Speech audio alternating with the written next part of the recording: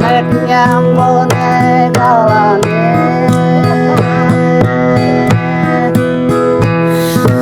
giáo tôi nan ô nét nghe ta phật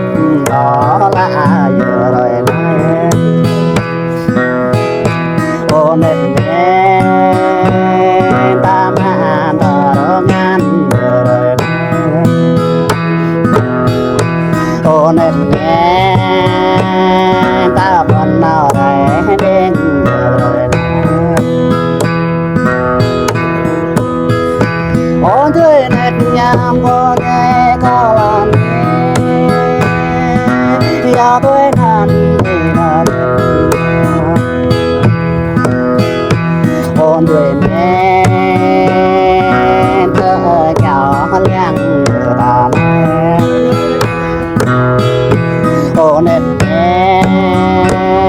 nó đang chạy lớp dài rồi ôn tuổi nét nhang ôn nghe cao là nè ya mẹ thao cái ya môn ô nét nghe ya phải thọ tác ya môn ô nét nghe ya lẹt thọ thương ya Oh lah betul lah. ô chơi nét nhang cô nghe cao là nghe ca tua nhớ đồ gia đình họ ô nét nghe có hai ở rằm đình họ ô nét nghe có đêm nào thả tan bên vườn hơi ô chơi nét nhang cô nghe cao là nghe đọc có bộ thơ bèn ta này Oh lah met đi. ô nét nghe càng có bộ thơ gió ta này ô nét nghe có bộ thơ cũng ta đời Oh lah. ôn tuổi nét nhang cô nghe cao là nghe bộ năm mà cha ai ta có ô nét nghe bộ tai năm cha anh ta có ô nét nghe đam có làng cho chị hằng có ô nét nghe sẽ ra hồng ba hẹp là môn ôn chơi nét nhang con nghe cao là nghe giờ tôi nan này là nét na ô nét nghe cao làng cho tai ra hồng thôi ô nét nghe có lăng cho hô sẽ ra màu tóc Oh lah met. ô nét nghe có lăng cho bước ra màu chia ô nét nghe đom ra màu cái chim chả mòn y ôn thế nét nhang con nghe cao là nghe tô tia có màu mẹ mình ô nét nghe tôn ta hóa thuê ô thầy trang ô nét nghe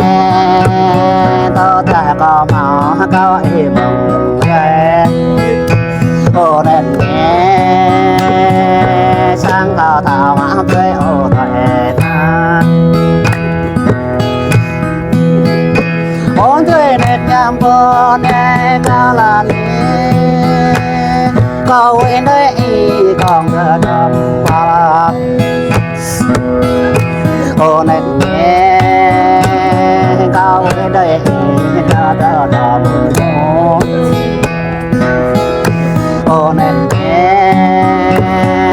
nhưng cho đồng quay thở lệ ôn chơi nên nhằm buồn nên cao là tôi đã có khinh mà cho ở chờ ô nên nghe bốn thuê hàng nhà ô nên nghe rồi thuê hàng thuê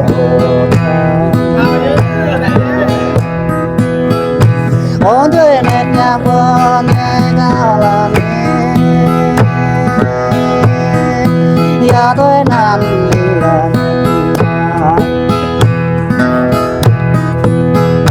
ô nên nghe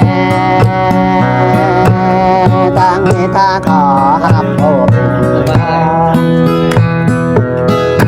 ô nên nghe ta nhấp cả mỏ tôm ô bình ô nên nghe lao đi là đó mẹ từ vô ô nên nghe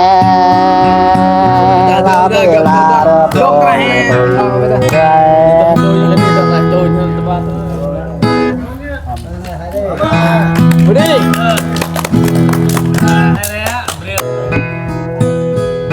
ô đất có ba lệ đèo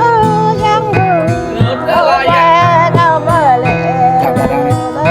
làm cho chẳng nào cao ba năm bên kia ba lệ để giang đâu mà để đặt ra cao lên làm